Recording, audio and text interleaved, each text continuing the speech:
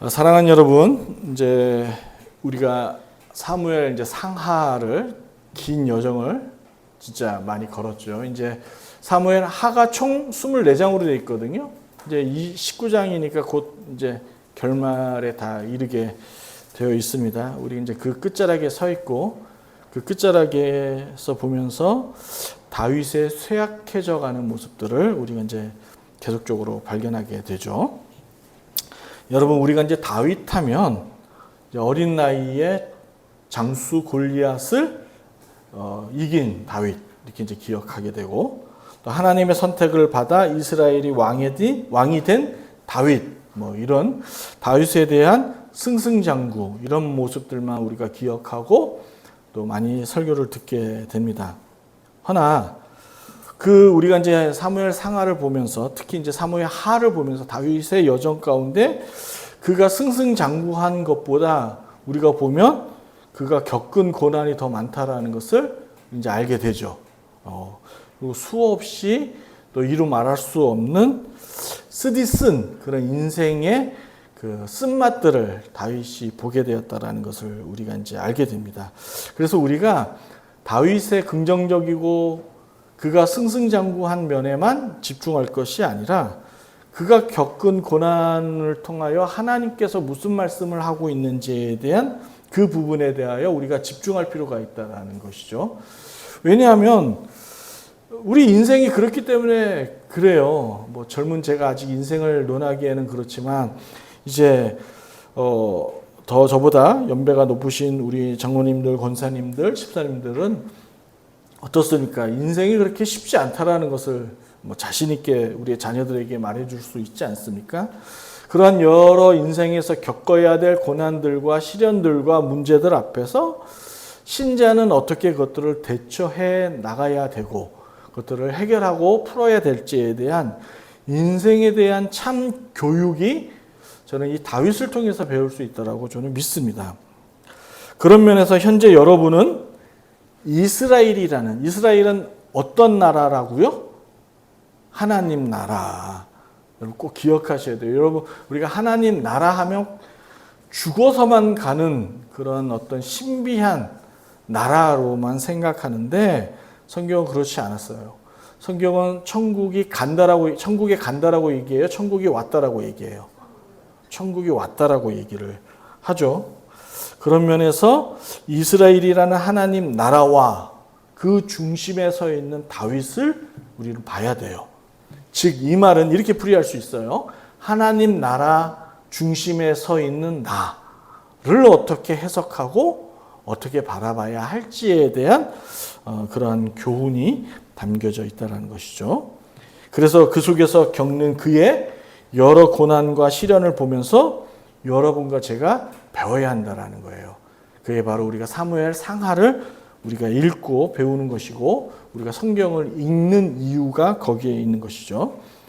그저 마냥 하나님께 선택받은 다윗이 한 나라의 왕이 되어서 부귀영화를 누린다라는 그냥 그런 이야기가 우리는 부러운 게 아니라 그가 정상에 있을 때 교만하여 하나님과의 관계가 무너지는 장면들을 보면서 우리 이야기잖아요. 그렇죠? 여러분과 저를 볼 수 있어야 된다는 거죠. 우리도 그런 적 있잖아요. 우리가 꼭 늘 밑바닥에만 있었던 건 아니잖아요. 우리 인생 가운데. 우리도 어느 정도 또 살만한 여유가 있었을 때가 있었습니다. 그럴 때에 우리가 어떻게 하나님 앞에 교만했는지, 그리고 그 교만을 통해서 무너졌는지를 보고, 그리고 그리하여 어떻게 하나님 앞에 다시금 회복하고 돌아서야 되는지에 대한 말씀의 가르침이 있다는 것이죠. 한국교회가 다윗에 대한 긍정적인 설교만 하고 또 우리는 듣다 보니까 진짜 봐야 하고 진짜 들어야 하는 하나님의 음성을 듣지 못한 채 한국교회는 성공만 바라는 기복신앙으로 흐르는 기독교를 우리가 마주하게 되는 거예요. 그러므로 이러한 아픔과 슬픔 속에서 신자가 어떻게 하나님을 바라봐야 되고 또한 하나님께서 그러한 신자를 어떻게 일으켜 세우는지를 우리가 은혜 받아서 그 말씀 속에서 회복하고 살아나는 여러분 되시기를 주의 이름으로 축복합니다.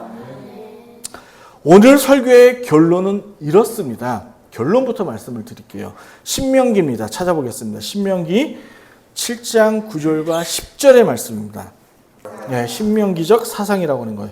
자, 9절서부터 10절까지 함께 읽습니다. 시작.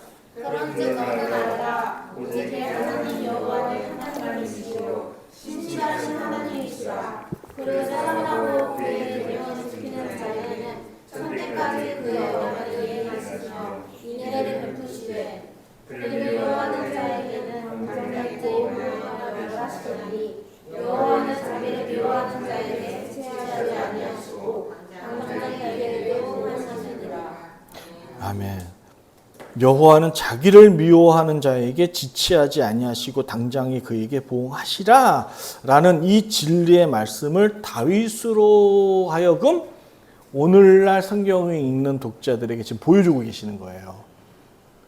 다윗이 하나님 앞에 올바로 섰을 때 얼마나 그를 복을 주시고 그를 승승장구하게 하셨는지를 보여주는 반면에 그가 정상에 서 있을 때에 교만하여 하나님의 말씀을 어김으로 말미암아 그가 겪는 하나님의 보응하심을 우리가 발견하고 보게 되는 것이죠.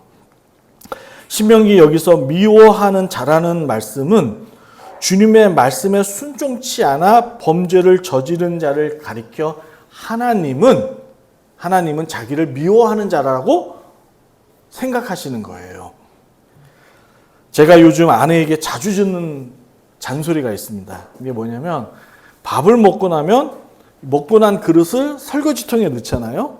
그러면 꼭 그냥 넣지 말고 물을 부어 놓으라는 거예요. 왜요? 거기는 음식이 굳어갖고 설거지 하는 데 있어서 힘들지 않도록 늘 물을 이렇게 담아두라는 것이죠. 그런데 제가 그것을 자주 까먹고 그냥 설거지통에 두는 거죠. 그럴 때마다 아내가 저에게 하는 말이 있습니다. 그게 뭐냐면 자기 말을 그렇게 더럽게 우습게 여기냐고 이렇게 얘기하는 거죠. 자기 말을 존중하지 않으니까 매번 이렇게 반복해서 자기를 말하게끔 하냐고 저를 꾸중하는 거예요. 따라서 제가 자기 말을 존중하지 않음으로 이 같은 행동을 한다는 거죠. 지금 하나님은 이런 뜻으로서 얘기하는 거예요. 자기를 미워하는 자라는 표현을 이런 뜻으로 하시는 거죠. 이해하시겠죠? 그러면 여러분, 앞서 말씀드린 것처럼 오늘 설교에서 주님의 음성이 우리 안에 들리는 은혜가 있기를 축복합니다.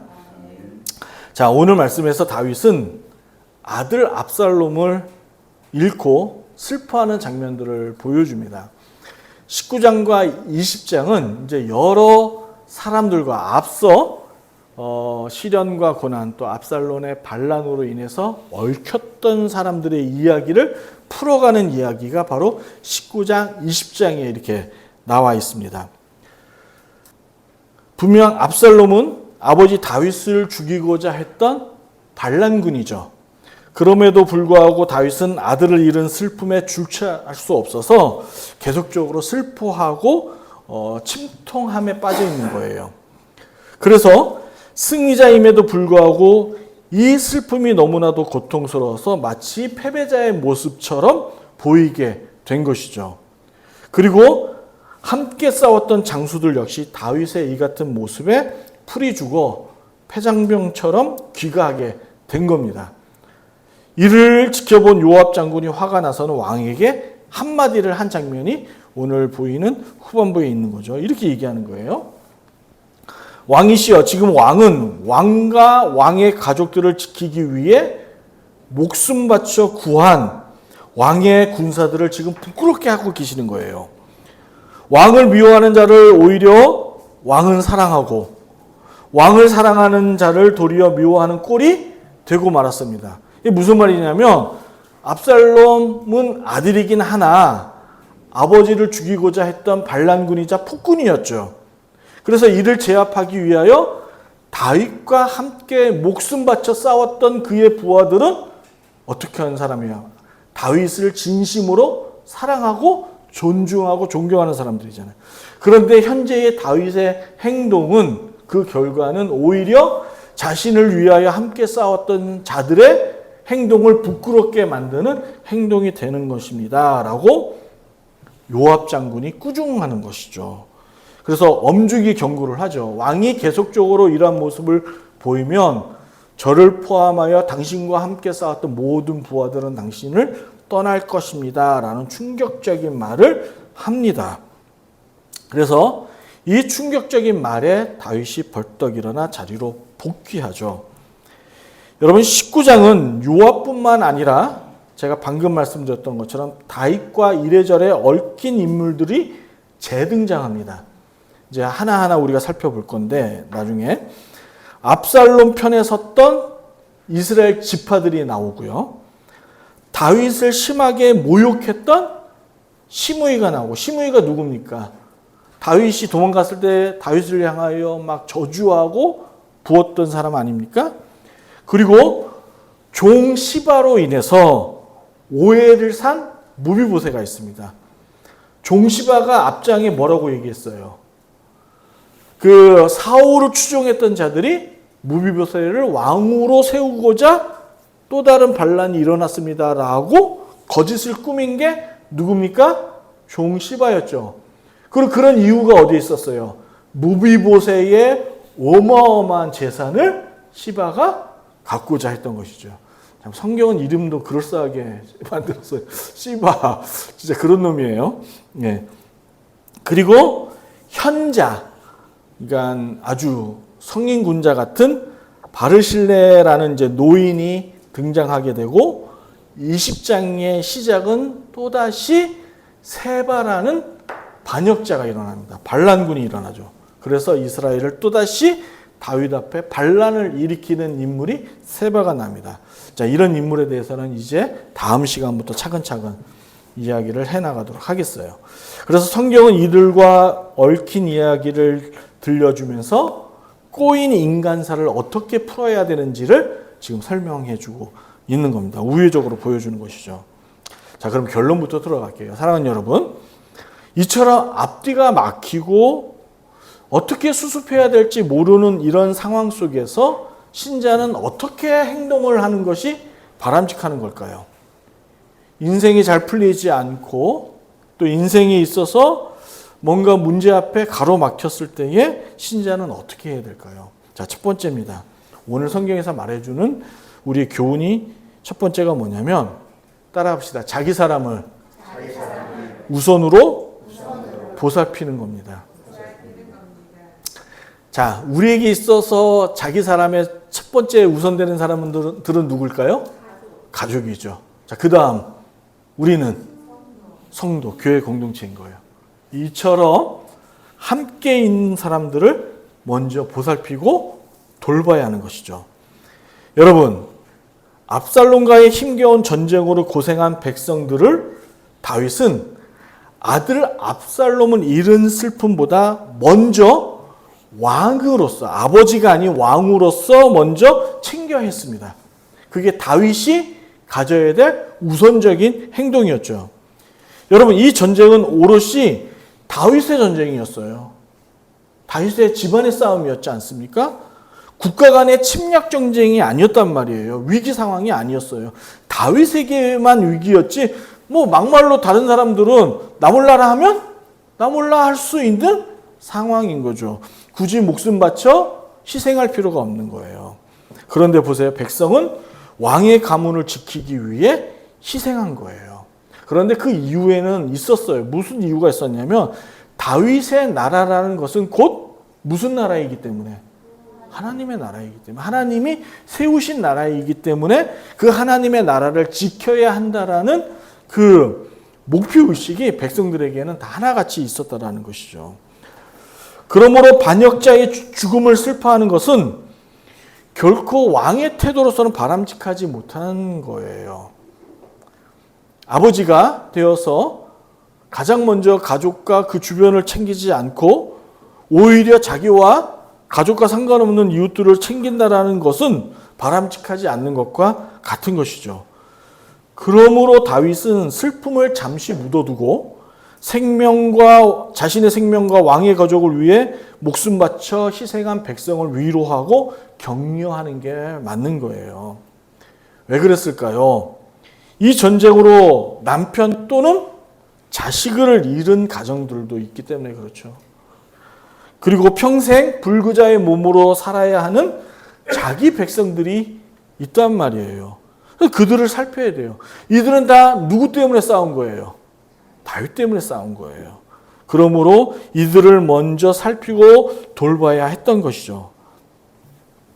결국 다윗의 이 같은 미흡한 모습이 여러분 오늘 이제 말씀에서처럼 요압과의 신뢰의 관계가 무너지게 됩니다. 여러분 요압이 얼마나 다윗을 향한 충신이었습니까? 그런데 이러한 모습에 요압이 실망을 하게 되는 거예요. 그래서 7절에서 요압은 보세요. 왕이 일어나 나가 부하들을 위해 격려하지 않으면 오늘 밤에 한 사람도 왕의 곁에 남아있을 사람이 없습니다라는 이 요압 장군의 충격적인 말에 다윗은 자라보고 놀란 것은 뭐 보고 놀란다고요? 소뚜껑 보고 놀란다고요. 다윗은 또 다른 반란의 위기로 이 말씀을 다윗은 받아들이게 됩니다. 아, 요압이 자신에 대하여 언제든지 등을 돌리면 반란이 일어날 수 있겠구나라고 생각해요. 그래서 이 19장과 20장의 후반부에 보면 이스라엘의 대장군이 누구였습니까? 이제껏 요압이었죠. 요압이 아닌 그 압살롬 편에 섰던 반란군의 지휘했던 아마사라는 장군을 다윗이 대장군으로 세웁니다. 이렇게 신뢰가 무너집니다. 끔찍하죠. 그로 인하여 요압과 사이가 멀어지게 되죠. 그러니까 다윗의 이렇게 미흡하고 바른 대처 방법을 세우지 못함으로 일어난 인간관계의 신뢰가 무너지게 되는 것이죠. 성경을 보면 다윗의 이러한 태도가 요압을 감당하지 못하게 됩니다. 이제 왜냐하면 요압이 다윗에게 이렇게 바르게 쓰십시오라고 했던 얘기들을 수하 장군들이 봤을까요? 안 봤을까요? 봤겠죠. 아, 요압이 진정한 자기를 위한 장군이겠구나라고 백성들이 요압에 대한 친송과 인기가 치솟지 않겠어요. 그러므로 인해서 다윗과 관계가 무너지게 되는 것이죠. 그러므로 자기와 함께 고생한 동료를 살필 뿐만 아니라 그 어느 때보다 처신을 다윗은 잘했어야 하는 거예요. 저도 이야기를 들으면서 일단은 우리 인천소래교회에 가장 먼저 우리 함께 지금 헌신하고 계시는 우리 성도님들을 잘 보살펴야 되겠다라는 생각이 들었습니다. 그래서 이따 끝나고 가실 때 달방 하나씩 들고 가시면 되겠습니다. 예. 자, 두 번째로 왕은 슬픔에 잠겨 있는 분명히 우리가 이해할 수 있는 부분이긴 해요. 그러나 다윗은 한 나라의 왕이잖아요. 그래서 빠른 화해와 일치를 내세울 필요가 있었습니다. 그러니까 정책적으로나 여러 가지 행정적으로 다윗은 지금 국가 간에 또 우리 민족 간에 분열된 상황들을 화합하고 일치로 만드는 것들을 구상하고 그 정책을 펼쳐야 하는 것이죠. 그 이야기가 바로 이제 후반부에 보면 황궁하기 위한 그 문제에서 벌어지는 사건 때문에 그렇습니다. 다윗은 아직 예루살렘으로 돌아가지 않은 상황이에요. 그저 지금 그 전쟁터에서 아들을 압살롬은 잃은 그 슬픔에 잠겨서 그냥 어떻게 해요? 뭐라고 해요? 매너리즘에 빠져갖고 그냥 아무 일도 못하는 그런 무기력한 인간의 모습을 보여주고 있는 거예요. 그런 상황에서 지금 지파들이 황궁 문제를 거론한 거죠. 빨리 예루살렘으로 돌아가서 분열된 지금의 이 국가 상황을 왕은 왕으로서 해결하셔야 됩니다라고 충원을 한 거예요. 그런데 이 일에 다른 지파들을 배제하고 유다 지파만 이 일을 주도하게끔 다윗이 만듭니다. 그럴 만도 해요. 압살롬 편에 유다 지파 외에 모든 지파가 압살롬 편에 섰잖아요. 그러니까 어떻게 보면 다윗 입장에서는 적대감이 있을 수 있는 상황인 거예요. 그러나 여러분 그 안에는 다윗 편에 서 있던 사람들도 충분히 있었죠. 보여줬잖아요. 말씀을 통해서. 앞전에 보여줬잖아요. 그러면 지파 간의 반목이 아닌, 갈등이 아닌 일치와 화해로 나가도록 왕은 황궁 문제에 있어 각 지파들이 서로 의논할 수 있도록 자리를 만들어줘야 하는 것이죠. 그래서 각 지파의 대표들이 나도 이 나라의 또 왕의 입장에서 충신이구나라는 그러한 입장들을 내세울 수 있도록 상황들을 만들어 줘야 하는 거예요.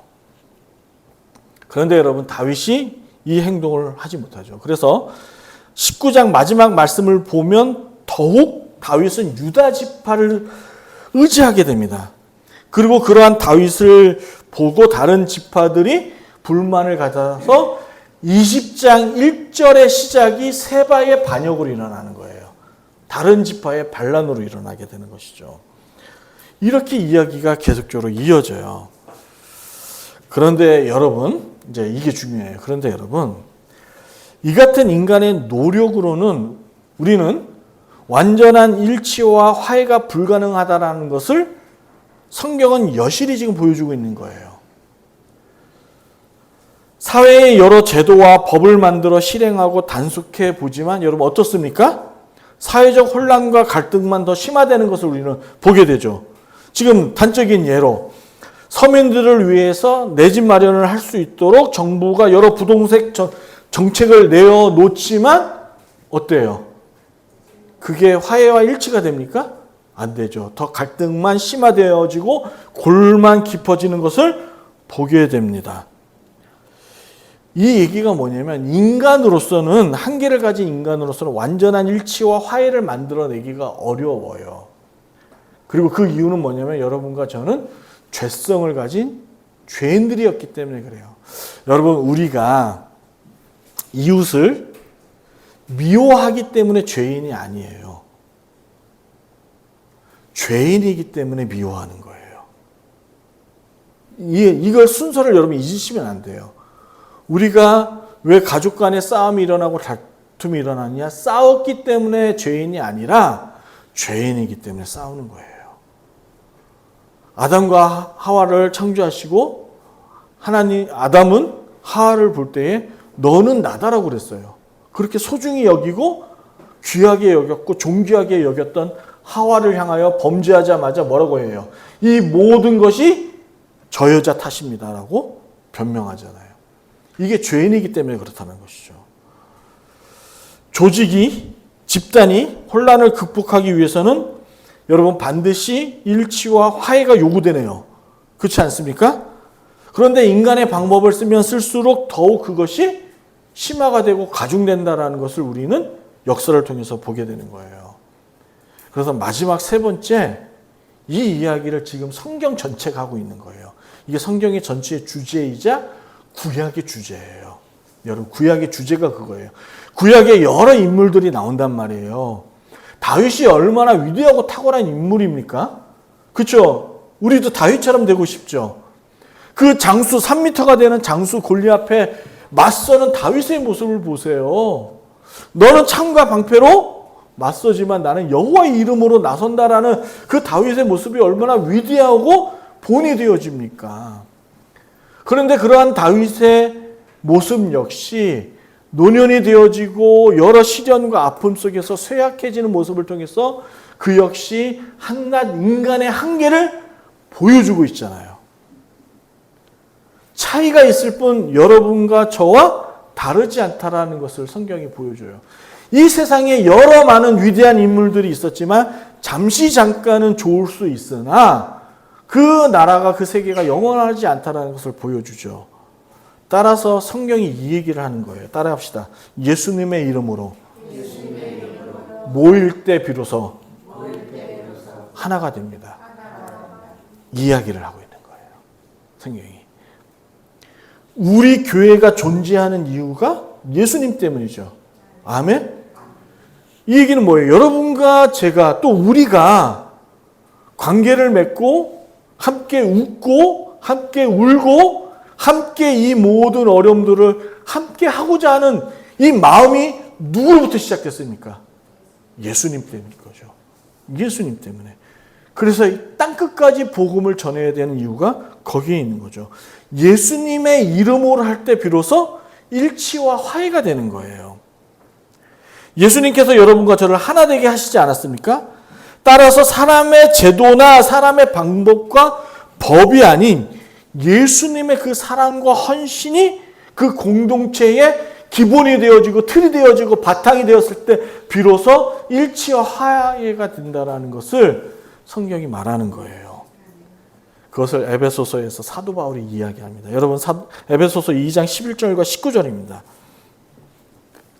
찾습니다. 에베소서 2장 11절과 19절입니다.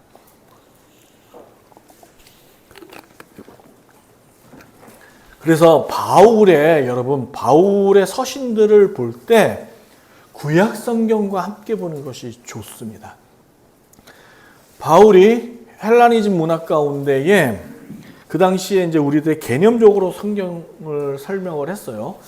그런데 이 개념의 설명이 있었을 때의 유대인들은 바울이 이런 것들을 설명했을 때에 떠올리는 그림들이 있었어요. 그렇죠? 홍해 사건, 10가지 재앙 사건 등등 이스라엘 백성들 머릿속에는 여러 가지 사건들이 떠올라서 이 말씀이 그 이야기구나 라는 것을 이해할 수 있었죠. 그러나 2000년이 지나고 저 중동 땅과 먼 거리를 갖고 있는 우리 같은 아시아 지역에서는 하나님의 말씀 그냥 신약 성경만 읽게 되면 이게 뭔 말인지를 잘 모르게 되는 거예요. 그래서 이런 이야기들을 함께 읽을 때 비로소 이제 신약의 서신들의 이야기, 특히 이제 구원론, 기독론, 교회론 이런 것들이 어떤 의미로서 성경이 말하고 있는지를 이야기하게 되는 것이죠. 여러분 11절과 19절 길지만 여러분 목소리로 좀 차근차근 한번 조심스럽게 우리가 읽어보겠습니다. 시작. 그러므로 생각하라 너희는 그때의 육체로 조용하니 손으로 육체의 행한 할례를 받지 않으리라. 친한 자들과 할례를 받지 아니라 제한을 받는 자들이라. 그때 너희는 그리스도 밖에 있었고 약속의 언약들에 대하여는 외인이요 세상에서 소망이 없고 하나님도 없는 자이더니 이제는 전에 멀리 있던 너희가 그리스도 예수 안에서 그리스도의 피로 가까워졌느니라.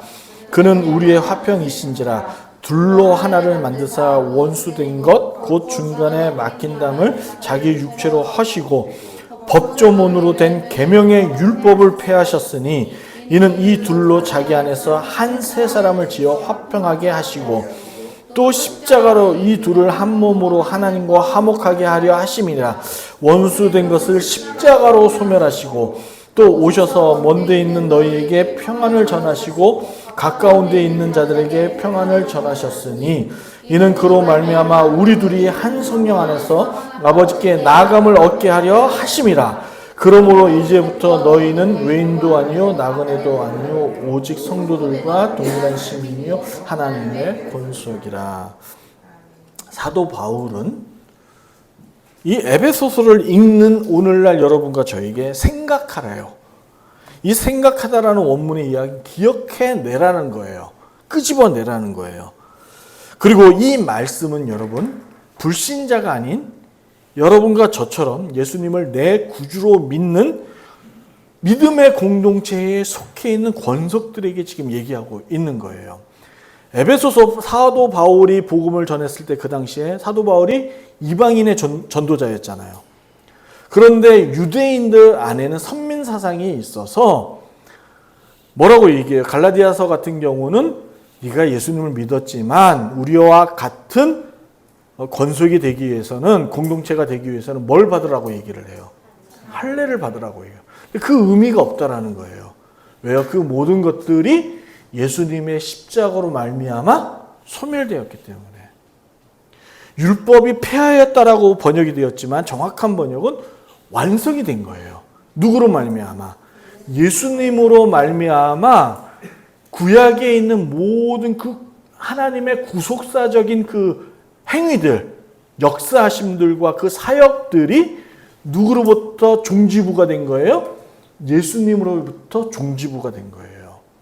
그로 인하여 끝난 거예요. 더 이상 우리가 어떠한 행위와 공로로서 하나님 앞에 나아갈 이유가 없는 거예요. 왜요? 휘장에 있는 그 막힌 담을 예수님께서 하셔서 우리가 성부 하나님께로 나아갈 수 있도록 하셨기 때문에 그렇죠. 그래서 베드로서에 베드로가 너희는 택하신 족속이요 왕 같은 제사장이라 얘기한 거예요. 옛날에 구약에는 하나님 앞에 일반 백성들은 못 갔습니다. 누구를 통해서 갔어요? 그것도 누구 제사장? 대제사장을 통해서 갔어요. 그런데 지금은 그 대제사장이 필요 없게 되었죠. 누가 하셨기 때문에 예수님께서 하시고 우리가 다 제사장처럼 하나님 앞에 직접 예배 드릴 수 있도록 하셨기 때문에 그래요.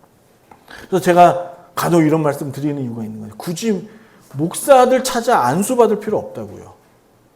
여러분이 여러분 손에 손을 얹어서 안수해 주시고 부모님들이 직접 자녀의 머리에 손을 얹고 기도해 주세요. 그게 된다라고 말씀드렸잖아요. 그러므로 여러분과 저는 날마다 생각하고 기억해야 될 것이 있다라는 것을 말하고 있는 거예요. 우리 안에 뭔가 갈등이 생기고 우리 가정 안에 불일치가 됐을 때마다 심화가 됐을 때마다 생각해야 돼요. 묵상해야 돼요. 곰곰이 조용한 골방에 들어가서 기도해야 돼요. 그게 뭐예요? 우리가 어떻게 하면 이 상황을 극복해 나갈 수 있을까? 그럼 무엇을 생각해야 된다고요? 예수님의 십자가를 생각하는 거예요. 예수님을 생각해요. 여러분과 제가 하나님의 성부의 진노, 우리가 진노의 자녀였잖아요. 그렇죠? 우리를 벌하시는 분이 누구예요? 하나님이에요. 그래서 에베소서 2장 우리가 읽었던 1절에 보면 주님께서 우리의 허물과 죄를 사하셨다고 했어요. 그렇죠? 그래서 하나님 앞에 나아갈 수 없어요. 우리의 과거의 허물과 죄 때문에 하나님 앞에 나갈 수 없었고 그 진노가 우리의 머리에 있었죠. 그러나 예수 그리스도로 말미암아 우리가 그 성부 하나님의 진노로부터 구원받게 된 거예요. 구원받게 된 거예요. 그러니까 우리가 무엇으로부터 구원받은 거예요? 죄로부터 구원받았는데 이 말은 곧 이꼬로 뭐라고요? 하나님의 진노, 하나님의 벌하심, 하나님의 보응하심, 하나님의 징벌하심으로부터 성자로 말미암아 구원받게 된 거예요. 그렇죠? 그래서 구약의 이스라엘의 결말로 가면 갈수록 또렷하게 보여지는 인물이 있는 거예요. 그게 누구냐면 예수님이라는 거예요. 예수님. 그래서 구약이 옷이 예수님을 말하고 있는 것이죠. 그래서 이 세상을 구원하고 나를 구원할 분은 오직 예수님밖에 없음을 성경을 말하고 있는 거예요. 그래서 여러분이 너무도 잘 알고 있는 말이고 얘기지만 다시금 얘기해요. 우리의 가정의 주인은 내가 아니라 누구가 되어야 돼요? 예수님이 되어야 돼요. 우리 집에 호주가 뭡니까? 호주 했더니 가본 적 없어요. 그러면 곤란해요. 네? 네? 호주가 누구예요?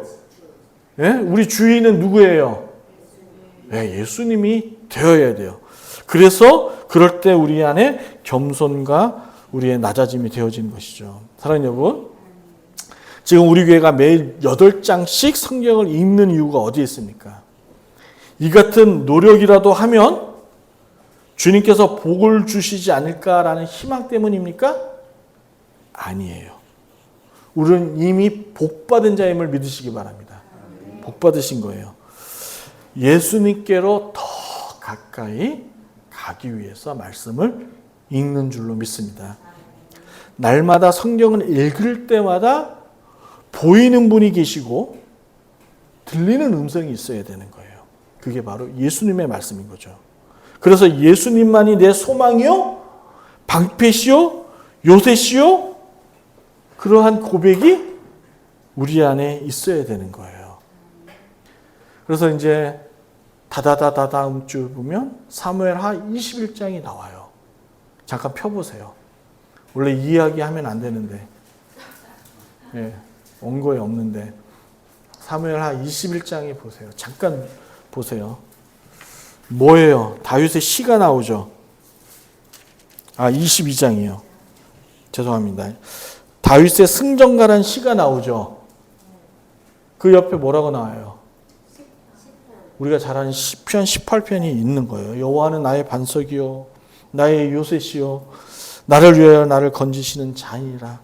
내가 피할 나의 반석이 하나님이시여 나의 방패시여 나의 구원의 뿌리시여 나의 높은 망대이시여 그에게 피할 나의 피난처시여.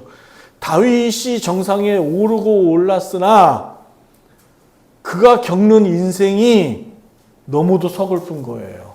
자식 둘을 잃고 다른 형제간에 강간을 당하고 믿었던 충신으로부터 배신당하고 이러한 일들을 겪는 다윗이 결국에 노년에 인생의 종지부를 찍을 때 생각해 보니 내가 의지하고 믿을 분은 오직 하나님밖에 없는 거예요. 그래서 그가 나의 구원이시오 방패이시오 반석이시오 나에게 요새이심을 기록하고 이 시가 바로 시편 18편이 되는 것이죠. 따라서 여러분도 이와 같은 은혜가 이제 음력으로 새해잖아요. 새해가 맞이하는 오늘 그리고 이제 끝나서 가족들과 함께 교제하고 나누는 그 시간 가운데에 이와 같은 신앙의 고백들이 우리 성도님들 안에 있기를 축원합니다.